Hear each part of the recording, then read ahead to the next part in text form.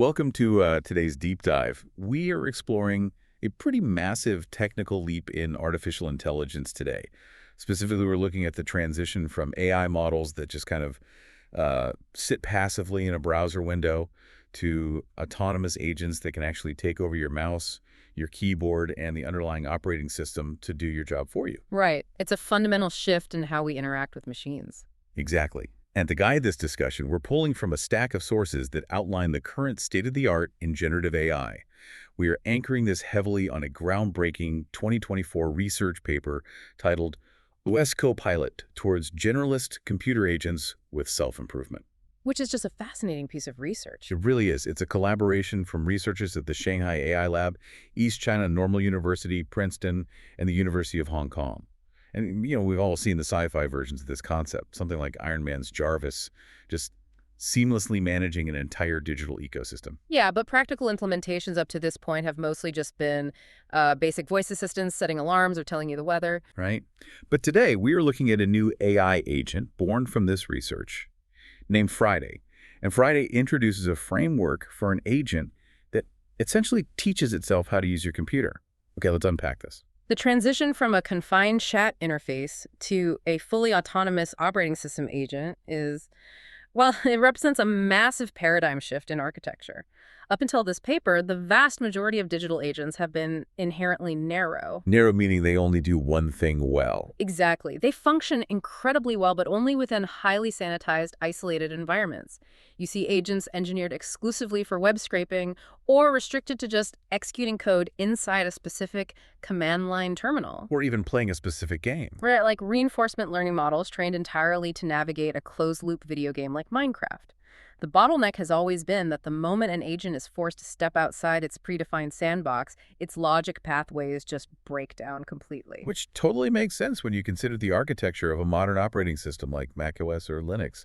I mean, it isn't a single cohesive environment with one unified rulebook. The paper actually refers to the modern operating system as a heterogeneous ecosystem, which I think is the perfect way to describe it. A heterogeneous ecosystem. Yeah. You are dealing with hundreds of distinct applications, background processes, file systems, and many of them are built on completely different frameworks. From a developer standpoint, if you're trying to build a general-purpose AI, manually coding a nuanced set of rules and custom tools for every single software application in existence it's just a logistical impossibility. It simply cannot scale. Right, it cannot scale. And that scalability issue is exactly what the OS Copilot framework attempts to solve. Rather than trying to engineer a million different backdoors into a million different applications, OS Copilot is designed as a universal conceptual interface. It bridges the language model directly to the operating system. Exactly, by granting the AI four primary methods of control. Those are Python code interpreters, Bash terminals, direct API calls, and standard mouse and keyboard control. What's fascinating here is that by standardizing those specific control vectors, the AI bypasses the need for special permissions. It doesn't need customized developer plugins for every app it encounters. It interacts with the computer exactly the way you do. So if a specific application doesn't have a public API, the agent can just write a Python script to manipulate it. And if a high-level script fails, it can drop down and execute a bash command. It treats the entire OS architecture as a unified platform rather than a fragmented collection of software. Which is where Friday comes in.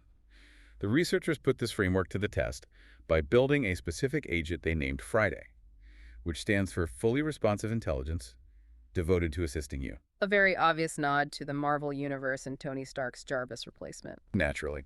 But aside from the cinematic naming, the actual engineering behind Friday's cognitive architecture is what makes it functional. It starts with a planner module. To get anything done across a heterogeneous OS, the agent has to parse complex user commands into actionable steps. And the way Friday does this completely deviates from standard linear planning. All right, so how does it actually know what to do? Well, most legacy AI planners generate strictly linear sequential plans. They do step one, wait for the computational feedback to confirm it finished, and only then do they start step two. Which is slow. Extremely slow. Friday utilizes a directed acyclic graph, or a DAG planner. It dynamically maps out the dependencies of a multi-step command to identify which subtasks are sequential and which are entirely independent. Think of the DAG planner kind of like a chef in a kitchen. You wouldn't wait for a pot of cold water to boil before you start chopping the onions or marinating the chicken. That's a great analogy. The DAG architecture allows Friday to execute independent tasks in parallel. So it could be quietly monitoring the terminal output of a machine learning model's training run while simultaneously drafting the inference code for that model in a separate window. It's a brilliant workaround for the traditional bottleneck of waiting on synchronous task completion. It radically maximizes computational efficiency. But, and this is a big but a parallel planner requires a highly structured memory system to function without losing context. Right, because it has to remember what the onions are for while it's checking the water. Exactly. The OS Copilot paper details a configurator module that effectively mimics biological memory structures. It divides the agent's memory into 3 distinct nodes. You have declarative, procedural, and working memory. Let's break those down. The declarative memory node is essentially the agent's factual database. It's split into 2 subcomponents, the user profile and semantic knowledge. The user profile is fascinating because it actively logs your personal preferences over time. Your standard working directories, your preferred coding environments, even subjective things like your music tastes or your specific tool habits. And the semantic knowledge component tracks the environmental state, so logging facts about past experiences or the specific OS version you are currently running.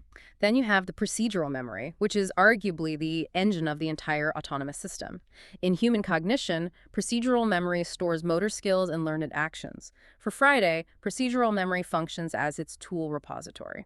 It stores the actual skills. Right. The code snippets, Python scripts, and API calls the AI uses to manipulate the operating system. Now, the researchers intentionally seeded Friday with only 4 rudimentary tools to start, just basic functions like web browsing and audio-to-text translation. Every other tool it needs to navigate the OS has to be generated and stored autonomously. Which flows directly into the working memory. This node is the short-term processor. It connects the plan with the tools. It takes the active subtask from the DAG planner, grabs the context from the declarative memory, pulls the executable scripts from the procedural memory, and packages it all together so the agent can actually initiate an action. And once that package is assembled, it gets handed off to the actor module. The actor is responsible for the physical execution of the task, but it operates in a bipartite structure: execution and criticism. It doesn't just blindly run code and hope for the best. Exactly. And this is vital because it's writing its own code on the fly to manipulate system settings. There is almost zero chance it gets something like AppleScript right on the first try every single time. So how does it handle those inevitable syntax errors without crashing the whole loop? That is where the critic module becomes essential.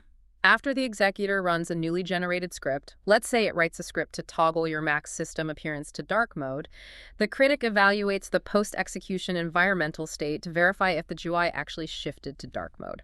It physically checks its own work. It does. And if the task is verified as successful, the system doesn't just move on. The critic utilizes an LLM to evaluate the newly written tool on a scale from 1 to 10 based on its generalizability. A 1 to 10 scoring system. Yes. It analyzes the code to see if it relied on hard-coded variables or if it used dynamic parameters that could be useful later for other tasks. So if a generated tool scores an 8 or above on that generalizability scale, Friday permanently saves it. It archives that script into its procedural memory for future use. Right. But if the script fails entirely or throws a syntax error, the critic compiles a comprehensive error analysis. That error analysis is immediately routed to a refiner module, which identifies the logical flaws, rewrites the syntax, and tries again. It gets up to 3 attempts, right? Yes, it's capped at 3 iterative refinement attempts before it categorizes the subtask as a failure. But I want you to imagine this for a second. Imagine if every time you messed up a complex analytical formula in Excel, a distinct subsystem of your brain instantly audited the mistake, debugged the syntax flawlessly, and then permanently burned the perfect formula into your long-term memory so you never made that mistake again. That autonomous self-correction loop is what allows Friday to scale. And here's where it gets really interesting, because Friday doesn't just passively wait for you to assign it a complex command so it can build its memory. It's proactive. Highly proactive. The researchers engineered a self-directed learning module. If Friday detects an application or an environment it has no procedural memory for, it essentially goes to school. It autonomously proposes its own curriculum of practice tasks. Sequencing them from easy to hard? Exactly, to teach itself the unfamiliar software. The empirical testing of this self-directed learning module is where the paper's claims are truly validated. The research team benchmarked Friday on the Sheet Copilot dataset. This is a dataset comprising 20 highly complex Excel manipulation tasks. We are talking about operations like dynamic cell formatting, generating specific pivot tables, and complex conditional data parsing. Before initiating the learning phase, Friday's success rate on the Sheet Copilot dataset was exactly 0%. It kept trying to apply Python data manipulation packages like pandas, which were functionally mismatched for the specific Excel GUI tasks required. So it triggered its self-instruction module. It autonomously generated and executed just 10 practice tasks. Through trial and error, the refiner loop eventually discarded the pandas approach entirely and built 8 brand new optimized tools utilizing the OpenPixel library. And the result was staggering. After generating those custom tools during just 10 practice tasks, Friday tackled the dataset again, and its success rate shot up from 0 to 60%. 60%. Yes. And to contextualize that, a 60% success rate actually outperforms several dedicated specialized Excel AI models. Models that rely on toolkits manually coded and extensively verified by human engineers. Friday beat them entirely through autonomous self-instruction. It's one thing to figure out rows and columns in an Excel spreadsheet using a Python library, but what about something highly visual? The researchers also ran a qualitative test requiring Friday to build a PowerPoint slide introducing the OS Copilot framework. The parameters they set for that slide were brutal. They really were. The agent had to set the title text to a highly specific RGB value, 242, 131, 131. The font size had to be exactly 80. The typography had to be chalkboard. The line spacing needed to be 1.5, and it had to insert a specific image file named framework.pna at the exact dimensions of 9.8 by 2.6 inches. Initially, the execution was a complete mess. The agent couldn't control the visual text boxes, it failed to isolate the typography parameters, and the image placement was entirely uncalibrated. But then the self-directed learning phase kicked in. Friday began generating and refining custom scripts specifically targeting presentation software variables. It iterated through tools to adjust text colors, line spacing, object rotation. And eventually, it compiled a robust suite of slide manipulation tools in its memory and generated a slide that perfectly matched every single rigid parameter. If we connect this to the bigger picture, the downstream implications for software maintenance are massive. Historically, whenever a proprietary application ships a major UI update, human developers have to manually rewrite the integrations for any automated agents interacting with that software. Because the old buttons aren't there anymore. Right. But this research demonstrates a pathway where human intervention becomes obsolete in that maintenance loop. When the software environment patches or updates, an agent utilizing the OS Copilot framework can simply detect the failure, spin up a new practice curriculum, and rewrite its own procedural memory to figure it out itself. To quantify this adaptability against the broader AI landscape, the researchers evaluated Friday using the GII benchmark. Putting it to the ultimate test. Exactly. For those tracking AI performance metrics, GAIA is an aggressively difficult evaluation suite for general AI assistants. It tests an agent's ability to seamlessly transition between web browsing, code execution, file manipulation, and multimedia processing. So how did it stack up? Let's look at the stats. GIIA is stratified by complexity. On the level 1 tasks, Friday hit a 40.86% success rate. That is a 35% relative performance improvement over the previous state-of-the-art baseline, which was a GPT-4 model equipped with manually curated plugins. It also completely outpaced other heavily utilized autonomous systems. The AutoGPT-4 architecture only secured a 15.05% success rate on those identical level 1 tasks. And then there's level 3. Level 3 tasks are the notoriously difficult multi-dependency challenges in the benchmark. Prior to Friday, every single baseline system tested against level 3 scored a flat 0%. Friday managed to achieve a 6.12% success rate. Which doesn't sound like a lot, but going from 0 to 0 on a benchmark that no one has ever solved is a monumental leap. And the efficiency metrics are equally critical. During the level 1 evaluations, Friday resolved its objectives in an average of 118 seconds. AutoGPT-4 required over 450 seconds. So what does this all mean for the listener? AutoGPT-4 has access to a massive library of tools, it utilizes memory structures, and it can decompose tasks. Why is Friday processing these benchmarks nearly 4 times faster and breaking through ceilings that stopped every other model? The differentiation lies entirely in the specific architecture we've been discussing. It isn't just about API access. AutoGPT-4 operates essentially like a vast toolkit without a refined managerial layer. Friday's dominance is the result of the DAG planner running tasks in parallel, coupled with that unforgiving self-criticism loop and the autonomous learning module. It's the difference between handing someone a toolbox and handing them a toolbox plus a master blueprint and a mentor to aggressively correct their mistakes in real time. That structural advantage is undeniable. However, the paper is transparent about its limitations. And it's important to look at this impartially. There are significant engineering hurdles to clear before an agent like this is autonomously managing your standard consumer laptop. The most glaring bottleneck is the multimodality gap. Right now, Friday relies heavily on manipulating the operating system through text-based code execution, primarily Python and Bash. But the reality of modern OS usage is that many commercial applications are closed source. They rely entirely on graphical user interfaces, they don't have public APIs, and they do not respond to simple command line prompts. They are designed to be seen. You use mouse clicks, drag and drop operations, visual scrolling. To truly act like a human and achieve generalized autonomy, the agent needs to integrate advanced visual language models. It needs to basically see the desktop, comprehend the spatial relationship of the GUI elements, and translate screenshots into hyper-specific XY coordinate mouse actions. While the framework theoretically supports GI control, the reliability of current vision models in dynamically parsing highly complex screen states is still a massive work in progress. The underlying foundation of the agent also presents a vulnerability. Friday is currently built on prompts, specifically utilizing the GPT-4 Turbo model that introduces a layer of fragility. Right, because if the underlying LLM receives a backend update that alters its reasoning pathways, Friday's highly engineered prompts could degrade. The consensus is that building a truly resilient OS agent requires fine-tuning an open-source model directly for operating system control. But fine-tuning requires a staggering volume of human-computer trajectory data. We need billions of mapped instances recording exact human intentionality paired with screen states and keystrokes. We just don't have that dataset infrastructure yet. This raises an important question regarding deployment, safety, and interpretability. We are discussing a fully autonomous agent zipping around your operating system with root-level access. It is executing bash commands, deleting localized files, downloading things from the web. The potential for catastrophic logic failures is huge.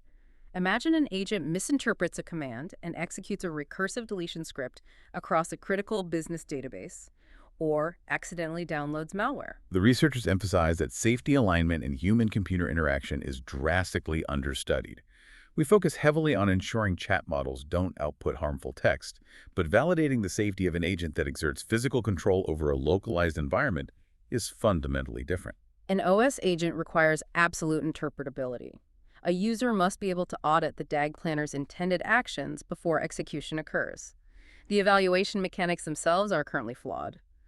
When Friday executes a task, it lacks a fixed ground truth to verify success. It relies on an LLM to guess if the action succeeded based on the before and after state. Building a scalable verification system that doesn't rely on probabilistic guessing is a major hurdle for safe deployment. But to bring all of this together, we've tracked the journey from the limitations of narrow bots to the OS Copilot framework, a model that standardizes Python, Bash, APIs, and GUI controls. We broke down Friday's cognitive architecture, the DAG planner facilitating parallel execution, and a memory structure that catalogs facts and custom tools. We examined how its self-criticism loop and self-directed learning module allowed it to autonomously teach itself Excel and PowerPoint, leading to a dominant performance on the GIA benchmark. The days of manually fighting with software formatting or writing boilerplate code might soon be outsourced to a digital agent living right on your desktop, quietly learning your preferences in its declarative memory. Thank you for joining us on this deep dive into the OS Copilot framework. Keep exploring the capabilities of these new systems. And as we wrap up, I'll leave you with a final thought to ponder that builds on the paper's themes. If a localized agent like Friday learns your personal habits, your workflow, and your specific problem-solving style flawlessly, accumulating hundreds of customized tools in its procedural memory over the years, who exactly owns that digital twin of your brain if you decide to switch to a completely different operating system?